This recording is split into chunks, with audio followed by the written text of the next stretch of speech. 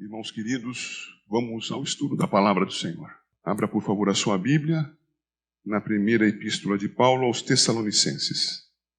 Nosso irmão Simonton chegou ao Brasil em 12 de agosto de 1859.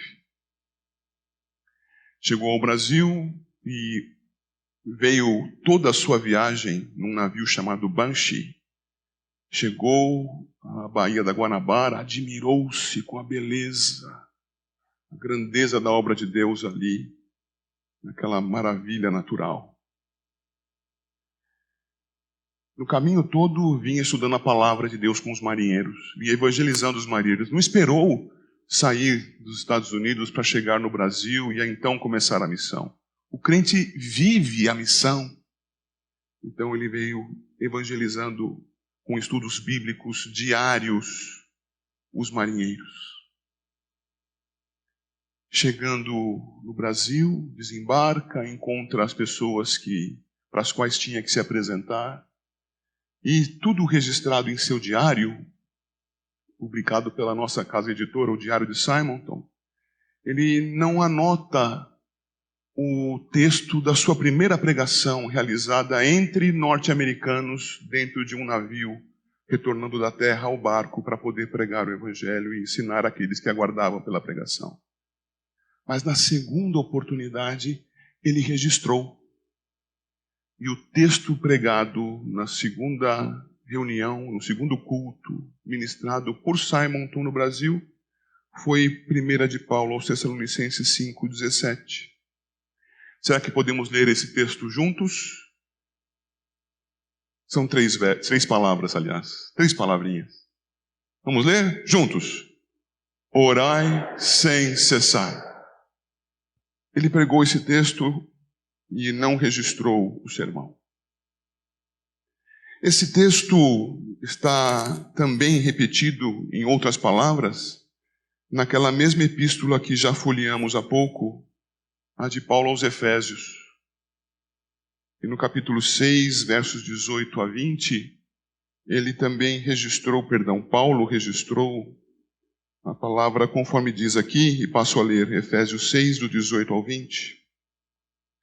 Com toda oração e súplica, orando em todo o tempo. Percebem? Orai sem cessar.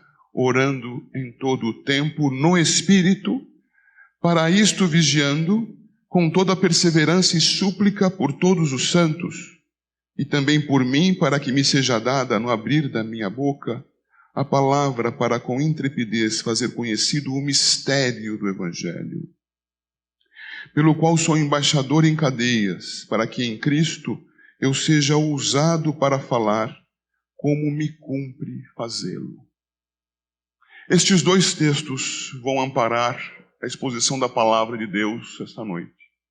Gostaria muito que você atentasse para ela. Que você fosse aquele ouvinte crítico, aquele ouvinte que percebesse, ele escorregou ali o pastor. Mas aquele ouvinte crítico que dissesse, isto é para mim. A palavra de Deus me edificando. Ouvinte atento e pronto para separar aquilo que constrói daquilo que não. Mas que esteja fazendo isso no poder do Espírito e de acordo com a palavra. Queridos irmãos, nós temos aqui então 2 personagens. O personagem bíblico, Paulo, e o personagem histórico, não bíblico, Paulo também é histórico, mas histórico, Simonton. Paulo, meus irmãos, escreveu a epístola aos Efésios. Por favor, veja no capítulo 4, versículo 1. Sob oposição. Rogo-vos, pois eu, o prisioneiro no Senhor, que andeis de modo digno da vocação a que fostes chamados. Aqui, apenas isso. Paulo, queridos, Paulo exercia o seu ministério e não era o único a exercer o ministério. Havia mais cristãos exercendo o ministério. Havia mais cristãos passando por dificuldades similares às de Paulo. Mas Paulo, diferentemente dos demais, era um pregador, era um missionário, e além da sua região.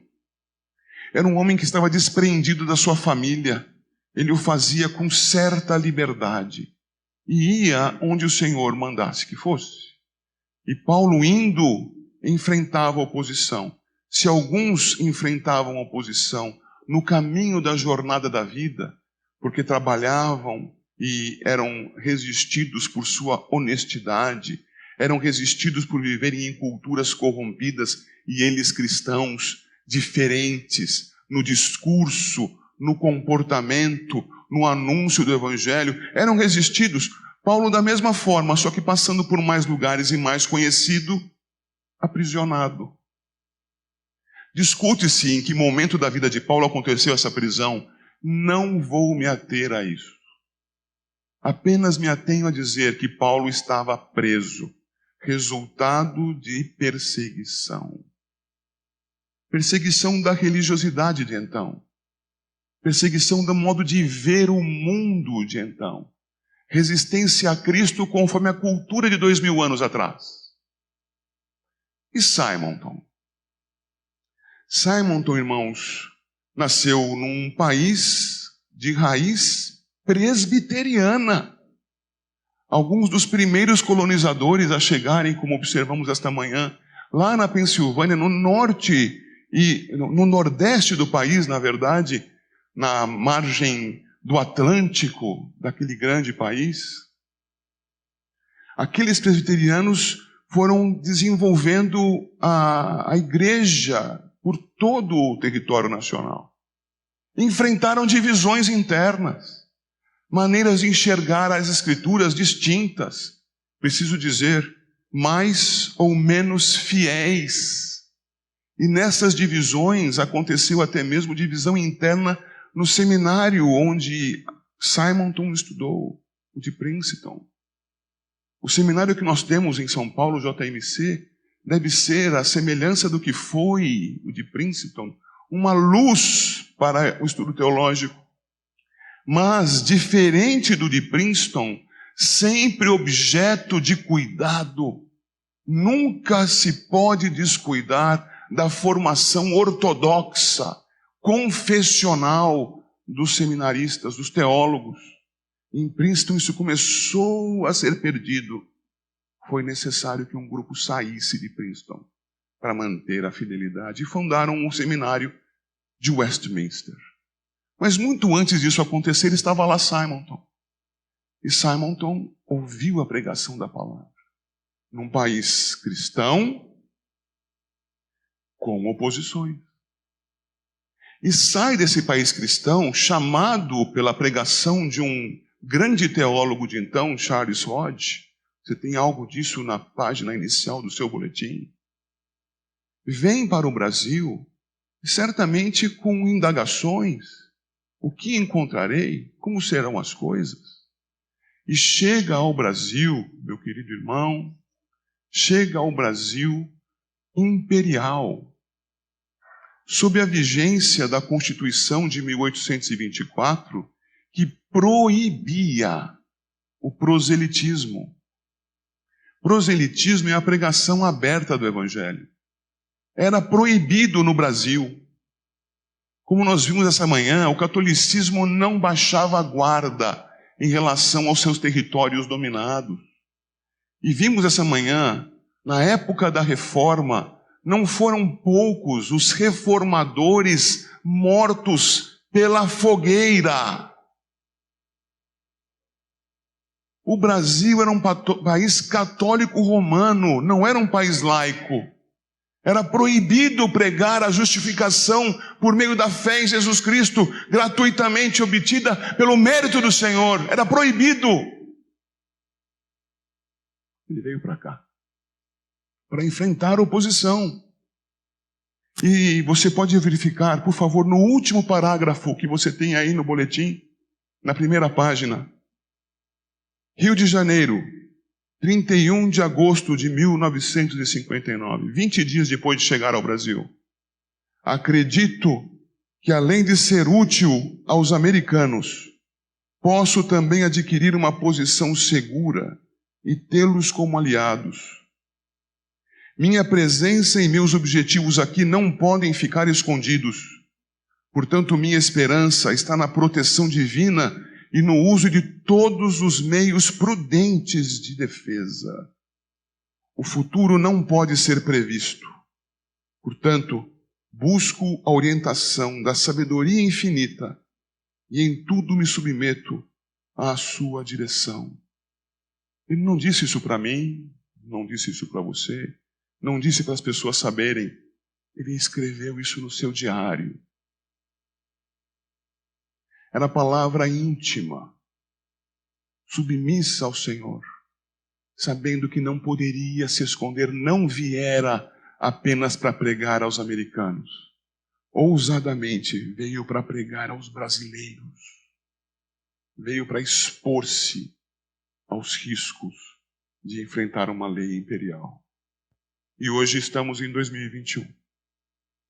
162 anos decorreram da chegada do nosso irmão. Um irmão frágil como nós.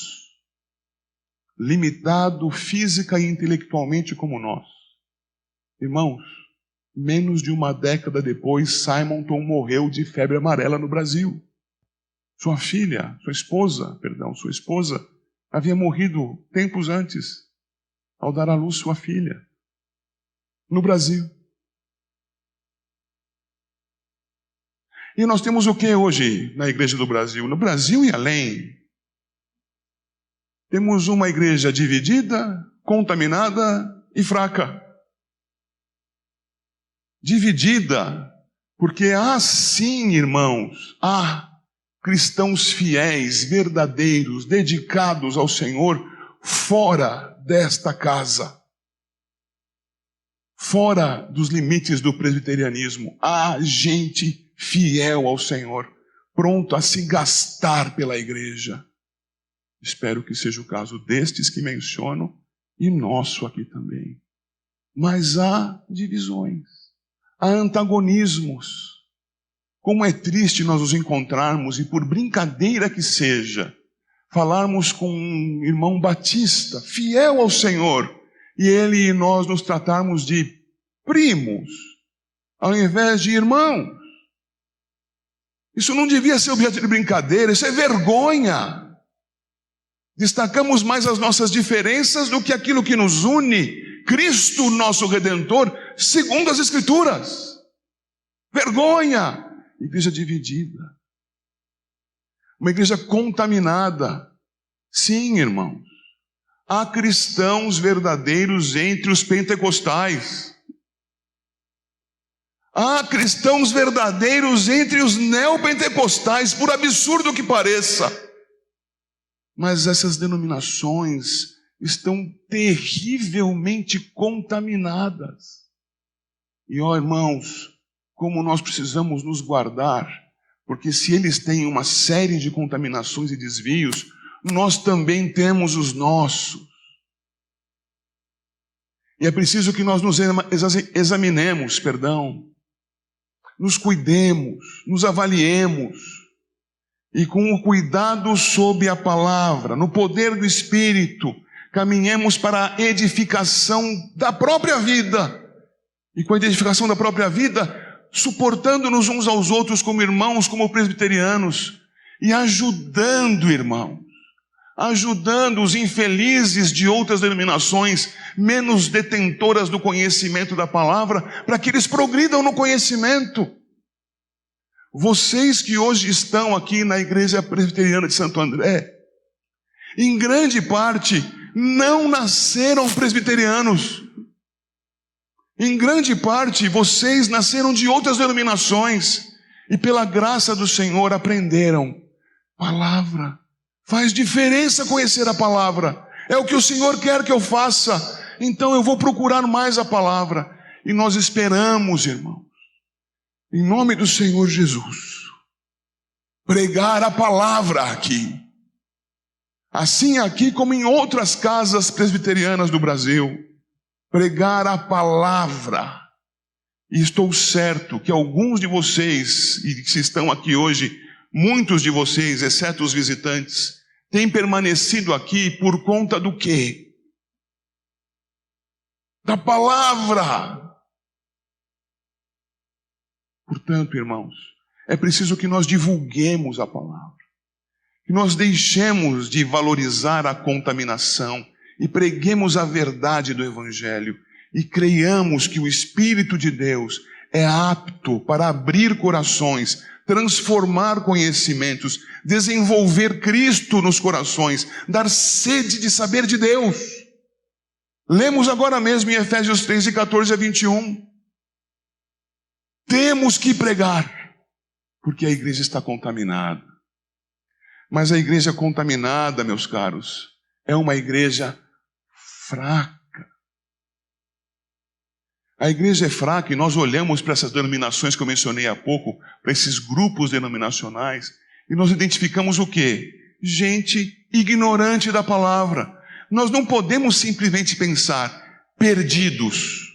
Nós não conhecemos o coração e a fé em Cristo que eles têm. Mas nós podemos identificar, não conhecem as Escrituras. E qual é o resultado de não conhecerem? Muda o verbo, de não conhecermos as Escrituras. Fraqueza. Vem aquilo que pode nos abalar, e sem que os pés estejam fincados na rocha da palavra de Cristo, sobem as águas, sopram os ventos, e a casa que não estava edificada sobre a rocha vem a ruir. Queridos, a igreja é fraca porque lhe falta a palavra. E esta é a igreja no Brasil. Uma igreja insignificante, irmãos. Uma igreja que não faz diferença no país. Este país que nos últimos 30, 40, 50 anos tem visto crescer no seu seio imoralidade, divisão da família, o ensino de filosofias e teorias anticristãs, aplaudidas por nós como cristãos. E nós, vendo isso tudo acontecer, muitas vezes participamos disso. E achamos ruim quando alguém critica. Pastor, vai fazer perder a minha novelinha? Pastor, eu vou deixar de participar da reunião de oração porque tem um jogo hoje que eu não posso perder. Ô infeliz, está cultivando a sua vida com Cristo, com novela, com jogo de futebol. Nós não estamos aqui para vivermos as nossas próprias vidas, nós somos servos do Redentor. É difícil compreender. É fraqueza da palavra, porque cremos que fomos salvos e isto então agora nos libera. Como foi pequeno o grupo que estudou a Epístola aos Gálatas às quartas-feiras aqui na igreja. Meia dúzia, 8 irmãos. Como faz falta conhecer a Epístola aos Gálatas. Igreja ignorante da Epístola aos Gálatas vive para si mesma. Você tem vivido para quem? Fraqueza. Então olhamos para o nosso governo e ao invés de verificarmos que estamos num momento de luta contra o império das trevas, do ensino do gênero, nas escolas para as criancinhas, que não são capazes de discernir o certo e o errado, o direito do esquerdo, ensinando gênero nas escolas. E nós achamos que está tudo bem. Está recebendo Bolsa Família, está tudo bem. Queridos, as transições são lentas, difíceis, trabalhosas. Pense em quanto tempo você demora para mudar um hábito seu. Imagine um país acostumado com a corrupção, com a maldade, com o desvio da verdade. Há pouco, falando das mulheres e dos homens, usei a figura da espada. Talvez você se lembre. Queridos, nós não temos uma boa arma no governo hoje. Mas se é essa que nós temos, lutemos com ela. É uma vergonha nós simplesmente não posicionarmos contra, porque não conhecemos as coisas ao longo da história. Olhe para a história. As coisas não mudam de repente. Pedem revolução. Não conhecem as Escrituras. As mudanças são lentas, graduais, com persistência. Você crê em Cristo? E então, já é santo? Quando você olha no espelho e você vê alguém perfeito, as mudanças são lentas. Mas a igreja é ignorante, é contaminada, é fraca. O que fazer, irmãos? Nós precisamos discernir os tempos. Eu vou chegar no texto, tenha calma, estou introduzindo. Precisamos discernir os tempos. Irmãos, nós precisamos parar de olhar para as coisas como se elas todas fossem fotografias. Nós vivemos com nossos celulares nas mãos, pensando que a vida seja uma fotografia. E essa fotografia ficou boa, que bom, vou guardar. Essa ficou ruim, vou apagar. E vejo 500 fotografias em poucos minutos e não sei qual foi a primeira que vi. Porque eu passo por elas e começo a acreditar que a minha vida seja assim. E esqueço que a vida não é apenas segundos. É a reunião dos segundos. Você não está vivendo agora um momento na sua vida. Um instante na sua vida. Você está vivendo. Abra os olhos. Olhe ao seu redor. Discirna a história, o momento em que você vive. Se você gosta de ler um jornal de certa tendência, leia também de outra tendência. Leia uma terceira opinião que não seja nem de um lado nem de outro. Informe-se. Torne-se de fato um cidadão do presente pensando no futuro. Mas sob que crivo? O das Escrituras. Alguns vão ler algumas coisas e vão falar assim, então eu sou de esquerda. Outros vão ler e vão falar, não, eu sou de direita. Nós somos cristãos, irmão. Essa conversa de direita e esquerda não cola na gente. Nós somos da verdade. Nós somos pelo que obedece e honra a Deus. Nós somos pelos caminhos que são os de enfrentamento da oposição ao Evangelho. Paulo, Simonton, eu, você. É preciso que nós discernamos os tempos que vivemos. Você tem se esforçado por isso? Ou tem preferido fazer o seu trabalho, chegar em casa e descansar? Você faz parte da história. Você é igreja. Enfrenta, irmão, em nome de Jesus. Discernindo os tempos, mantenha-se em estado de alerta. Em estado de alerta. Não nos foi dado a ordem para descansar. Descansamos em Cristo, carregando pedras. Descansamos no Senhor, servindo-o. O nosso descanso nele é o aconchego ao colo do Pai. É o abraço do nosso Senhor que nos recebe pela mediação de Cristo e nos sustenta para todos os dias da nossa vida, e isso quer dizer a eternidade. Mas enquanto assim descansamos nele, aqui o servimos, nos gastamos, temos nos gastado.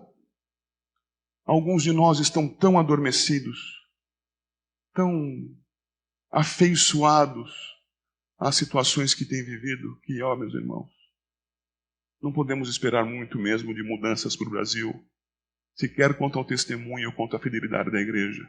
Não por nossa conta, porque nós estamos achando que está tudo muito bom. Estou ganhando meu dinheirinho, estou comprando as coisas que eu gosto. Tá bom. Não tá bom, irmão. Esse contexto que eu tentei lhe dar agora, e que acredito você com o que está pensando, foi muito além. Pode ter desagradado a uns ou a outros, mas o interesse é que você se sinta incomodado. É num mundo assim, ou pior do que isso, o que você vive. É numa situação como esta que nós temos que aplicar um texto como este. Isto não é um texto para nós lermos, ensinarmos para as crianças, decorarmos e falarmos assim: ah, que legal, a armadura de Deus. Vamos cantar? Irmãos, isso é ensino para a vida. E não é uma vida fictícia, é a minha vida, é a tua vida, é a vida da igreja hoje. Por isso, ao olharmos para esse texto, nós temos que pensar que em estado de alerta, discernindo os tempos, estamos num combate. Levanta, homem! Levanta, mulher! É combate! Não é hora do cochilo! E enquanto um descansa, o outro está alerta, porque não é possível que toda uma corporação durma ao mesmo tempo. É preciso estar sempre pronto. Estamos prontos. Pergunte-se a si mesmo. O texto vai nos dizer, versículos 10 a 12 do capítulo 6. Quanto ao mais, sede fortalecidos no Senhor e na força do seu poder. Revesti-vos de toda a armadura de Deus para poderes ficar firmes contra as ciladas do diabo. Porque a nossa luta não é contra o sangue e a carne, e sim contra os principados e potestades, contra os dominadores deste mundo tenebroso, contra as forças espirituais do mal nas regiões celestes. Entendam, quando nós olhamos para os personagens da história, nós temos que identificá-los como representantes cristãos ou anticristãos. Nós não temos que olhar para as pessoas e verificarmos como é o seu currículo, quantos livros já leu, quão cultos são. Temos que verificar, trabalham em favor do reino do Senhor Jesus ou não. Se nós fizermos menos do que isso, irmãos, nós vamos tabular as coisas como os ignorantes fora desta casa, que não conhecem nada, começando pelo Evangelho. Não conhecem nada, começando pela redenção em Cristo.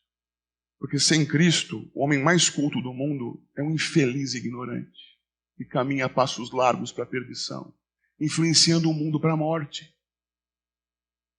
Temos que olhar para as pessoas e discernir, irmãos. Nós não podemos só pensar, é bom ou é mal. Temos que pensar, está adiante de que ideias? Em favor do quê? Está trabalhando por algo que honra a Deus, segundo as Escrituras? Sim ou não? Veja que nesse momento eu não disse esquerda ou direita e não botei nome para ninguém. Julgue você. Você precisa estar com olhos abertos. Algumas vezes, nas eleições que se passaram, pessoas vieram a mim e perguntaram, pastor, em quem devo votar? Meu irmão, minha irmã, não faça isso. Discirna, examine, participe. Verifique aquilo que está além do que os seus olhos veem. A nossa luta não é contra a carne ou sangue, e sim contra os principados e potestades, contra os dominadores deste mundo tenebroso, contra as forças espirituais do mal nas regiões celestes. Eu lhes pergunto, é nisso que vocês pensam quando falam de política? Vamos despertar? Veja o verso 10. Quanto ao mais, sede fortalecidos no Senhor e na força do seu poder. É no poder do Senhor que nós temos buscado ser fortalecidos? Eu vou ler novamente alguns versos do capítulo 3, que li há pouco. Para que ele orava, verso 16, para que, segundo a riqueza da sua glória, vos conceda que sejais fortalecidos com poder. Veja lá o verso 10 que acabamos de ler. Fortalecidos com poder, e nesse fortalecimento ele vos conceda que vocês, mediante o seu espírito no homem interior, tenham um crescimento, 17, da habitação de Cristo no vosso coração. Não, mas eu preciso crer nisso porque isso me favorece de algum modo. Mas como tem favorecido ao reino de Deus? Você tem se fortalecido com que tipo de cultura? Você precisa ler Marx? Precisa. Precisa ler von Mises? Precisa. Precisa ler os teóricos? Precisa. Mas conceituá-los a partir das Escrituras. Precisa conhecer os autores, mas não pode acreditar neles simplesmente porque você simpatizou. É segundo as Escrituras. Fortalecido no Espírito, fortalecido no Senhor, julgando aquilo que lhe aparece à frente, tomando decisões diante disso. Irmãos, 162 anos passados. E para frente? Teremos uma igreja dividida, contaminada e fraca pelo tempo que nos espera adiante até que Cristo venha nos buscar? Como será que pensavam homens como João Calvino e John Knox diante das oposições que recebiam? Será que eles pensavam, o mundo vai acabar, o Senhor Jesus Maranata, venha, nos livre disto? Talvez pensassem, mas pensavam trabalhando, pensavam lutando. Calvino com discurso, com ensino preciso, profundo da Escritura. John Knox com a pregação e a espada na cintura. E nós? 1h30 de culto semanal. Sentados. É assim. Nosso inimigo não para. Como estamos nós? Lutando contra homens? Temos um inimigo real. Levantemo-nos em Cristo Jesus contra o inimigo real, não contra o que parece ser o inimigo. Observe que nós devemos estar bem armados. São estas as nossas armas. Portanto, tomai toda a armadura de Deus, verso 13, para que possais resistir no dia mau, e depois de teres vencido tudo, permanecer inabaláveis. Estai, pois, firmes, cingindo-vos com a verdade, vestindo-vos da couraça da justiça, calçai os pés com preparação do evangelho da paz, embraçando sempre o escudo da fé, com o qual podereis apagar todos os dardos inflamados do maligno. Tomai também o capacete da salvação e a espada do Espírito, que é a palavra de Deus. São essas as nossas armas? Ou é o menosprezo? Ou é a ofensa? Ou é a tendência pela mentira? Quais são as nossas armas? O Senhor nos diz que a nossa armadura, que vai nos permitir permanecer inabaláveis, são verdade, justiça, o Evangelho, fé nele, salvação por meio de Cristo, aplicada pelo Espírito Santo. Essas são as nossas armas. São essas as nossas armas? Cristãos presbiterianos do Brasil, 2021, são estas as suas armas?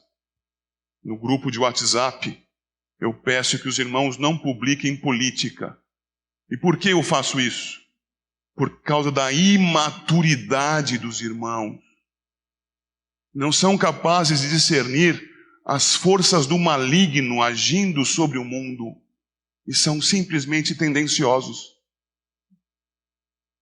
É preciso colocar em evidência aquilo que desonra a Deus, seja de um lado ou de outro. Nós não somos de lados, somos de Cristo. Temos feito isso com a verdade?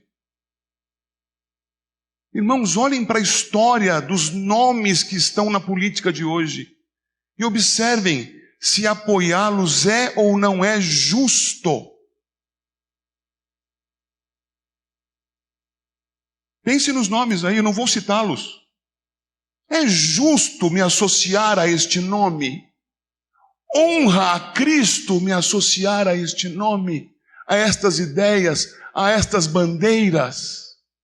Se é, associe-se. Não, não é. O que você faz aí do lado, então? O quê? Sujando o nome de Cristo? Abatendo a sua fé? Armadura, irmãos. Para que, passando por tudo, você resista e permaneça inabalável. Como está você? Abalado? Armados em Cristo Jesus, somos sustentados. As coisas acontecem. Bordoadas virão de todos os lados, por causa do nome de Cristo. Andando na verdade e na justiça, andando com a fé no Evangelho, salvos pela aplicação do mérito de Cristo em nossas vidas pelo Espírito. Assim, com esta armadura, as bordoadas vêm, a água sobe, a chuva cai, o vento sopra, mas a casa está firme na rocha. É assim, irmão. Observem, por favor, que o versículo 17 não pode ser lido parando, interrompendo na sua continuidade com 18. Perceba, por favor. Tomai também o capacete da salvação e a espada do Espírito, que é a palavra de Deus, com toda oração e súplica. Orai sem cessar. A pregação de Simonton. Orai sem cessar. Não é na nossa força, irmãos. É no poder do Espírito. Entrei no mundo ideal para você agora. Ai, agora ficou tudo longe. Agora não funciona mais. A minha vida é mais palpável, pastor. As minhas coisas são mais materializadas. Mas é no poder do Espírito. Está vendo o Espírito aí? O Espírito age em nós. Estudamos semana passada em João 14, 16 e 17. Ele nos acompanha. Nós, crentes, somos habitados pelo Espírito Santo. Irmãos, orando no poder do Espírito em todo o tempo, para que nós discernamos este mundo, para que nós nos mantenhamos em alerta, para que nós apliquemos a verdade a este mundo com justiça. Crendo em Cristo, anunciemos a salvação, o Evangelho da paz. Redimidos em Cristo, resistamos aos ataques que nos sobrevierem, sem medo de perder a cabeça. O capacete da salvação nos preserva redimidos pela graça do Senhor. Você compreende essas coisas? Por isso eu lancei ali na letra C, orar, vigiar e pregar. Verso 18. Com toda oração e súplica, orando em todo o tempo no Espírito, e para isto vigiando com toda perseverança e súplica por todos os santos. Você não leu errado. A palavra súplica apareceu 2 vezes. Entenda isto. Forma e conteúdo. A forma falada. Palavras. Proposições. Forma. Conteúdo. Súplica. E por que suplicaremos diante de Deus? Quem aqui se basta? Quem aqui tem as soluções para o mundo? Quem aqui tem as competências necessárias para fazer tudo por si só? Curioso, não é? Nenhum de nós pode levantar a mão. E nem juntos poderemos fazê-lo. Só o faremos juntos no poder do Senhor. As súplicas se apresentam aqui como o conteúdo do que diremos ao Senhor. Senhor, socorre-nos. As potestades, os principados, os dominadores deste mundo tenebroso, eles estão atacando-nos repetidamente, incessantemente. Estamos confusos, não sabemos a que lado apoiar, o que correr, o que fazer, como evangelizar. Nós não sabemos. O que fazer, Senhor? Oração. Diz para ele o que? Preciso de ti. Forma e conteúdo. E agora veja os versos 19 e 20. Com toda oração e súplica, e então no 19, e também por mim. Orem por mim, diz Paulo, para que me seja dada no abrir da minha boca a palavra, para com intrepidez fazer conhecido o mistério do Evangelho, pelo qual sou embaixador em cadeias, para que em Cristo eu seja usado para falar, como me cumpre fazê-lo.